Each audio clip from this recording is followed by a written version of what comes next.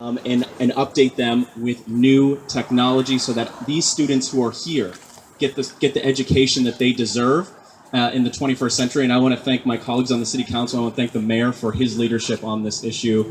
And I'm just glad to be here, and I can't wait. We're going to get out there. We're going to work hard. We're going to win this, aren't we? Thank you so much, Spencer. Now, if we can have a few words from City Councilor David Brenneman.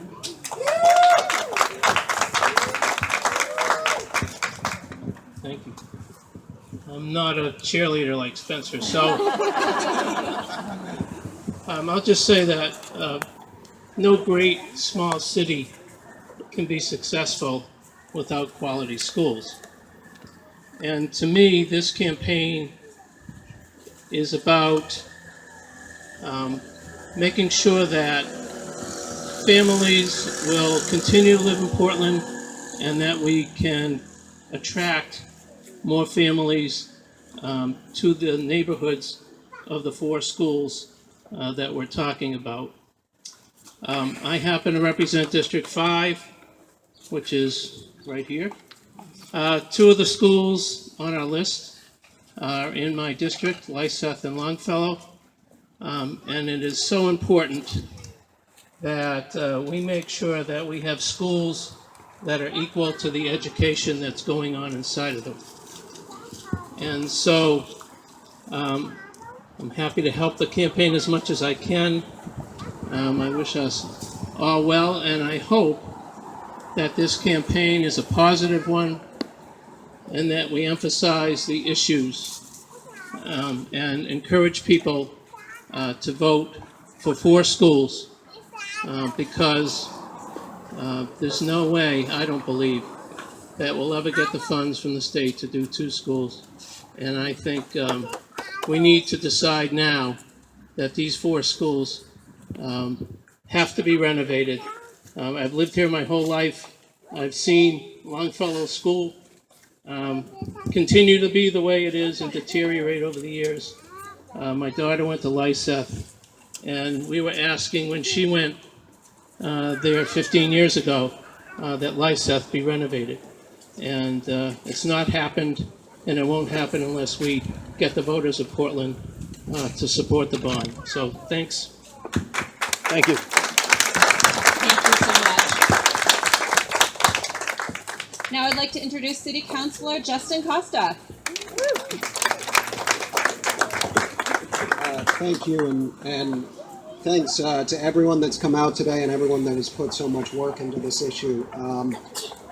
For me, this is a personal issue. It was nearly 9 years ago that I first ran for office in this city. I ran to represent District 4 on the school board. It's been 9 years, in my personal experience, that we've been talking about this. We've had multiple task forces. We've had elections that have seen long-term members come and go. And over, we come back to this issue. We come back to the need to renovate all 4 of our schools and to give our city, our children, and our community a real shot at having equity across our city and across our school system. This is a very simple proposition. We've studied this issue for far too long. We've studied it to death. We can give you all the numbers. We can run every scenario that you could possibly ask for. This has been analyzed by multiple versions of the school board, multiple versions of the city council. We are closer than we have ever been to getting it done. And the reason we are so close is because we're right. It's because this is about a very simple principle at the end of the day. And it's the principle that has guided this effort from the beginning. And that's the principle of equity. It's the idea that it shouldn't matter which neighborhood you live in, that if you're going to send your kids to schools in our city, they're going to have equal opportunities. They're going to have fair access to facilities. They're going to be able to go to the bathroom in the middle of a Maine winter without having to put on boots and snow pants to walk inside from a trailer. That if it's classroom time, that they're not going to have to wear noise-canceling earphones to hear the lesson. We're not asking for a lot. We're asking for this city, for this community to stand up for the highest ideals that we all aspire to. that all of us are treated equally, that all of us are given a fair shot, and that our future, as embodied in our children, is the most important thing that we can invest in. I'm so thankful for everyone that has put work into this. I'm so thrilled to see that we are closer to winning this than we have ever been. And I am so excited to look forward to the November elections and to see us finally reach for our highest ideals. Thank you.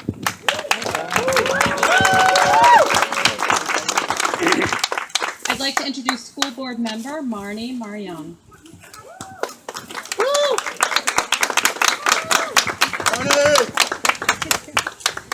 Thank you everyone for being here. This is a great crowd and I really appreciate everyone's hard work. I'm going to use my notes. I'm kind of surprised by that because I have really, like many of the counselors and other elected officials, have been living and breathing this for 9 years along with Mr. Costa. But I'm going to use my notes here. This is an exciting time. I'm pleased to speak to you all today. My name is again Marnie Morioni and I do also represent District 5 along with Councilor Brennerman.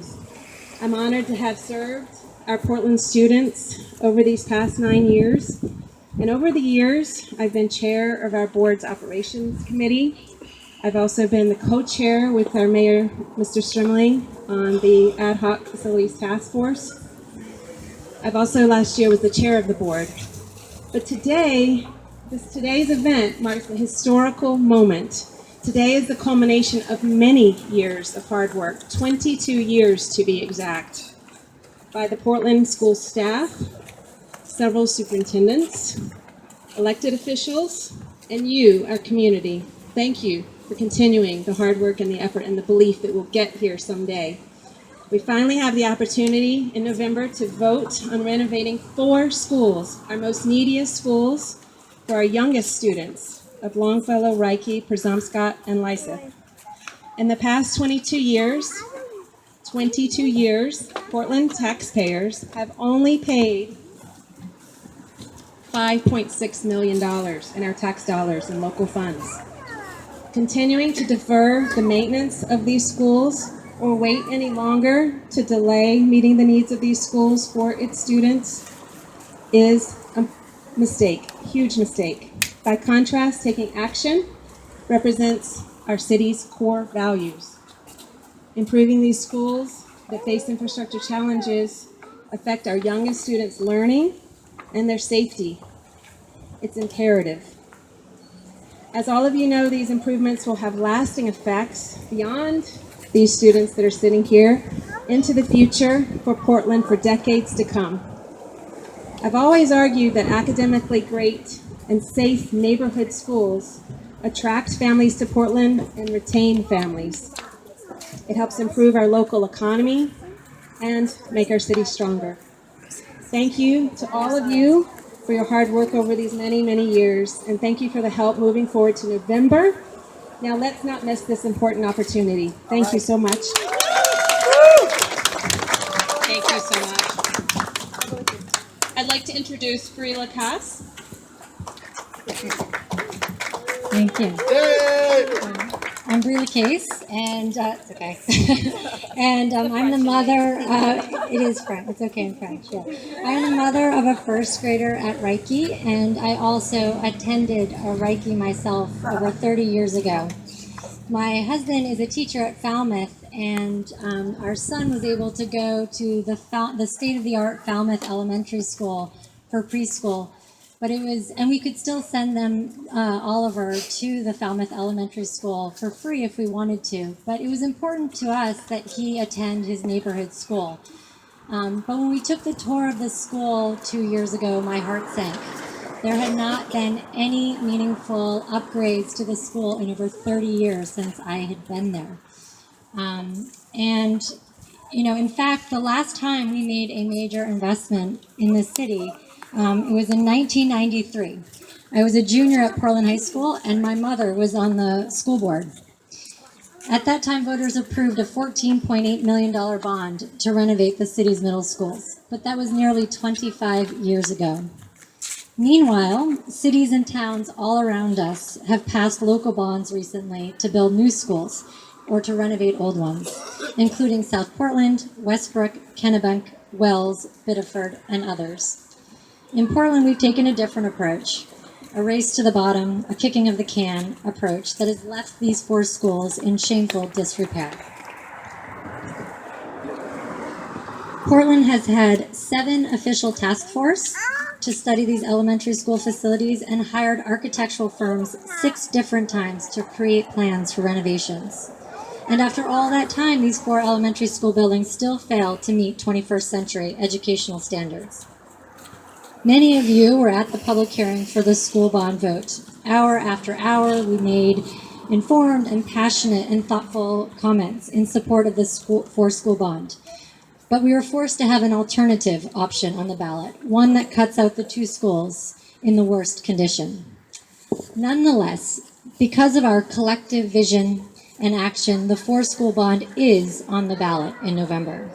Some of us have been working on this issue for months, some of you for years upon years. To each of you, I say thank you. Thank you for your hard work getting us to this point. Through my work in Congress Square Park, we like to say it takes a community to create a place and a place to create a community. Nowhere is that more true than our neighborhood schools, the heart and soul of our communities. It's time to roll up our sleeves, knock on some doors, and get the job done, once and for all, for our children and for the future of this city. Thank you. Well spoken. I would now like to introduce Mary Ellen Lindeman. Good afternoon, and you can see on a sunny day we have great attendance today, so this is a critical issue, and I'm here representing business in Portland. I'm really proud to be part of over 100 Portland businesses that are asking you, please support the 4 schools being rebuilt now. We cannot wait any longer. As business owners, we need educated staff. They need to have a baseline of skill set to be employed and stay here in the state of Maine. We are failing them. It's irrelevant where they go to college or high school if they don't have a strong elementary school education. And every student in the city of Portland deserves equal opportunity. 2 schools is not enough. 4 schools, we've been waiting long enough. We as businesses say now we need a workforce in the state of Maine. Please educate our children. All right. It's also vitally important for attraction of people here to our city. As many of you have seen, we need workers to come to the state of Maine. We have an aging population. We need good workers. People will not move to Portland if their children do not receive a good education. Please, to retain and attract the business force we need our schools to be top-notch schools. People love our neighborhoods, but they also are looking at our schools. All of the schools need to be equal in the education, and we deserve to have outstanding elementary schools. Long term, we hold on this, it's only going to cost more, folks. I got news for you. This is not going to get any cheaper. And when I actually see the schools and that they've not been renovated, some since the 70s, and I can tell you, I went to elementary school in the 70s, and the open concept did not work, and I'm shocked that we still think our schools are good enough with it. It has to happen now. Long term, what I consider a minimal amount of investment now, long term will be billions, not millions, but billions of dollars long term for us. It would create a tax base that's even stronger. More people will want to stay in the state of Maine to make this home. And for businesses, thank you very much. We will have the workforce we need to grow this state together. So vote for 4. It's the right thing to do. Thank you.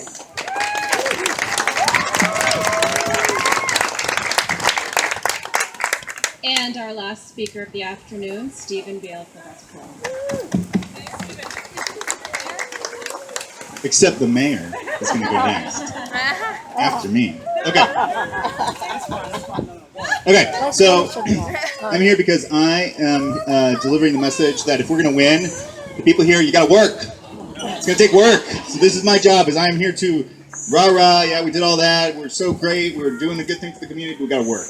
All right, so the good news is that we have a secret, foolproof time-tested, experimented strategy that if we do this plan, I guarantee you we cannot lose.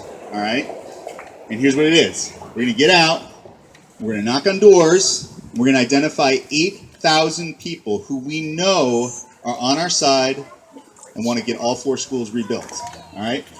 We have already, the reason we know this is a foolproof plan is because there have been mountains of academic studies and tests run over the years that have shown that canvassing is the single most effective way to communicate with voters, to give them a message that will stick with them all the way from now until Election Day. It's more valuable than we could spend hundreds of thousands of dollars on TV ads or flyers at the door or endorsements. We could get endorsements for the newspaper. We could have letters to the editor every single day. None of it is as effective as a human conversations. Anybody who's run a campaign, and it's especially true here in Portland because we have a culture of people expecting to meet their candidates. We have a culture of people expecting candidates to get out, talk about their issues, and people talking about, and the same goes for ballot campaigns. So, just some quick numbers I'm going to run down. Oh, and then the other reason why this campaign is, why this strategy is guaranteed to win and succeed is because the other side isn't going to do it. Okay? We've all been to the public hearings over and over and over again. We're the ones who show up. We're the ones who pack the room. We're the ones who are going to do the work. There is no group of 200, 300, 400 people committed to this issue who are going to go door to door and say, you know what, let's not fix the schools. Okay? That's just not going to happen.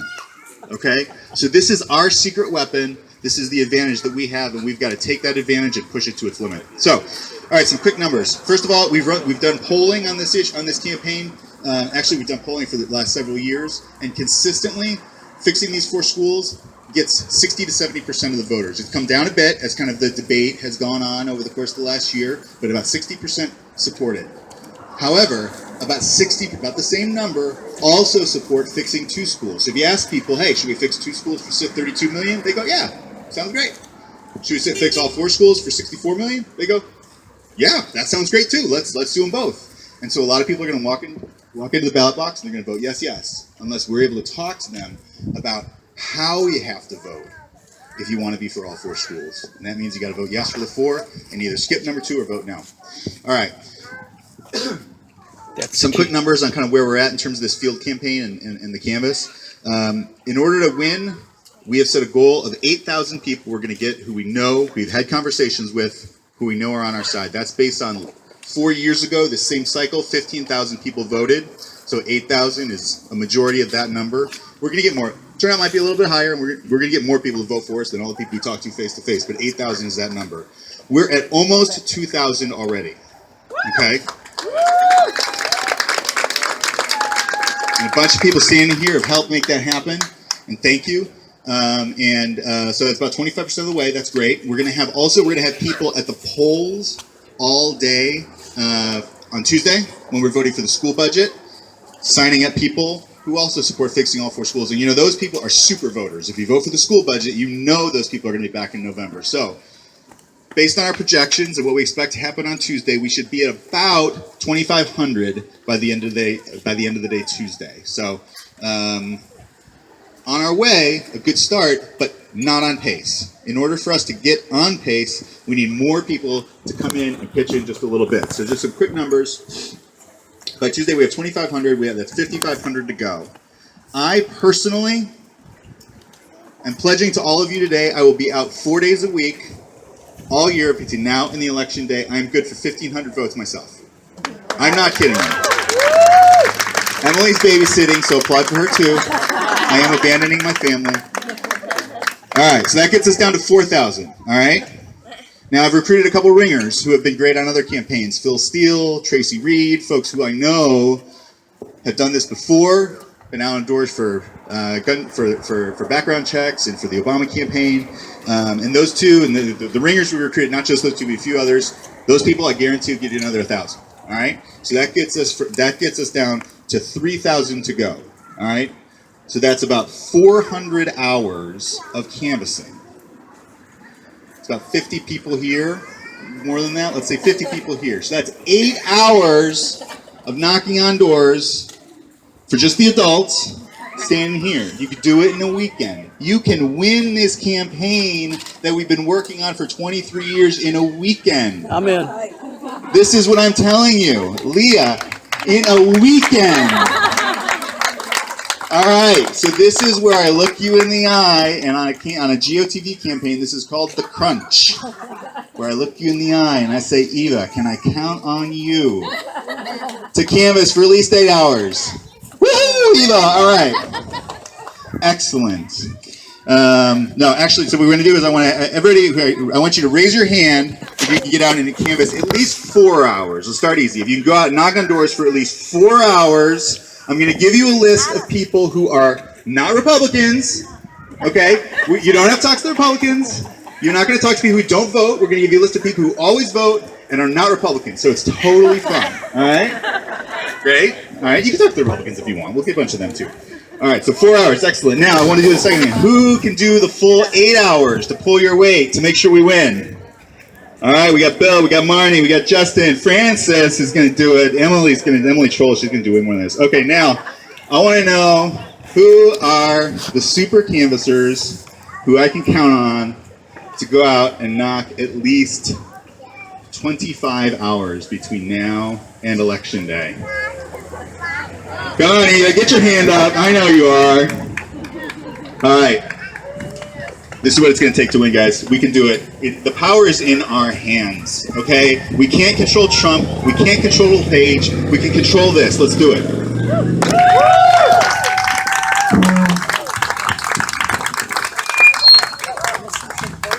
So just kidding. I would like to introduce Mayor Ethan Strimling and see if he can round out these wonderful statements with a few words of advice. Thank you. 4 schools, yes. 2 schools, no. 4 schools, yes. 2 schools, no. That's it. 4 schools, yes. 2 schools, no. That's it. So my job earlier was to make sure that we understood that you do have to vote yes on 4 and no on 2. And I will say this is very unfortunate. We did have 6 votes to get the 4 schools on the ballot. You've seen a lot of those counselors here. Unfortunately, we had 3 counselors who insisted that Reiche and Longfellow had to be cut out. And so we had to get this second question on the ballot. It's unprecedented. This has never happened before that we've had 2 questions. And as was just mentioned, when we poll on this, people think, well, I can vote yes on both. You can't. No. You will cancel out your vote. As Councilor Costa on the floor very clearly described, one councilor didn't even understand it, and he very clearly described, no, if you vote yes on both, that means you lose, because if you have to get more yes votes than the other, and if it's tied, neither pass. So understand that we have to get 50%, plus we have to win more than the 2-school bond, than cutting Reiche and Longfellow. That's the only way that we can win. So as you tell everybody to vote yes on 4, and we understand, part of the reason when they say that we could do 2 is that they think there's some magic opportunity later that we're actually going to get funding. We have applied to the state 4 times for this school, and they have rejected us 4 times. And one time they said, well, we'll let you fund this school if you close it. They said, if you close this school, we'll fund it for you. You combine it with Hall School. Well, we know this is about protecting our neighborhood schools. So we can't let them close our schools, and we can't let them sit like this and deteriorate for another 23 years. So my message is simple today. Yes on 4, no on 2. That's the mantra all summer long. And before we wrap up, I just have to say thank you. If you don't know Emily Figdor and what she has done on this campaign, we would not be here today. Protect Our Neighborhood Schools has been a remarkable leader in ensuring that we make sure that this happens. And I also want to, where's John Thibodeau? There's John. There he is in the back. John Thibodeau and his whole crew in Deering Center. What was the name of your group? I can't remember. Love Deering Center. They were doing remarkable work around here, making sure that we got everybody to understand in this area. And let me also just say, they get a lot of grief, but Progressive Portland, which is a new force on the town, and a lot of people like to beat them up because they're holding councilors and the mayor accountable. Well, let me tell you, folks, we would not have gotten 4 schools on the ballot if Progressive Portland didn't start this campaign and didn't hold every councilor accountable. So thank you so much to all of you for all the work you're doing. We are going to win this campaign. I'm very confident of it. Thank you, Mayor. Now that we have everyone excited, I want to talk just for a couple minutes about how else you can get involved. Canvassing is an important first part of this, but there are other ways as well. You can help organize within your neighborhood, connect with local businesses, ask them to publicly support the campaign. You can present our slideshow around the campaign to churches, to neighborhood associations, other groups. We can hold house parties, we can do tabling at events. We can increase the visibility of the campaign, so making sure that people understand yes on 4, no on 2. This may mean writing letters to the editor, sharing content on social media, creating videos, creating art, whatever works for you. We also today have 3 tables where you can sign up to get more information about canvassing, community organizing, and increasing the visibility of the campaign. So head on over there when we're done. And remember, again, we are an all-volunteer campaign. That means we are going to win only by chipping in our time, our talents, and our funds. Before we wrap up, I do want to thank Longfellow School for hosting us today. And to all of the people who chipped in to make this event possible, including but not limited to John Thibodeau, Eva Humenick, Jess Teasdale, Emily Herlihy, Aura Russell-Better, Joanna Frankel, Jean Swanton, Bobby Cope, Stephen Beal, and our fearless leader, Emily Fictor. And to round up, Emily has requested that we all come into this area for a group shot. So if everybody can come on in with their signs. If you don't have a sign, let us know. We can get one for you.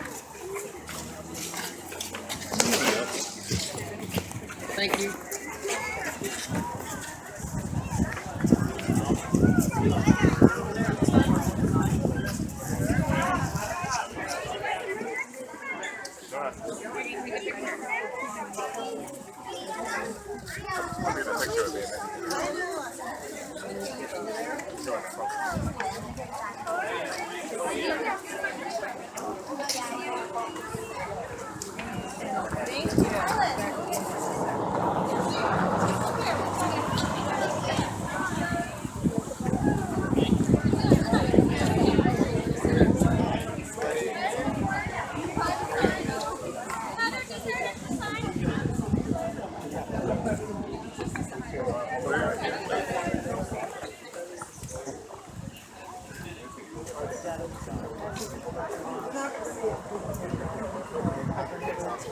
Anyone else? You guys have more signs back there? More signs? Anyone else? You guys in the front, move your signs down a little bit. Yep. There you go. You guys in the back, move your signs up as high as you can. Also, everyone, as we're getting your pictures, if you want to take your sign home and put it in the window of your house so people can see it, please do. Good? No, not yours. There you go. Thank you.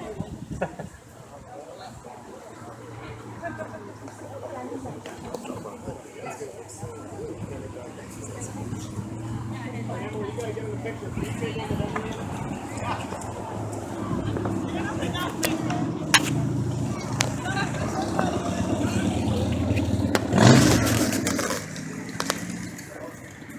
All right.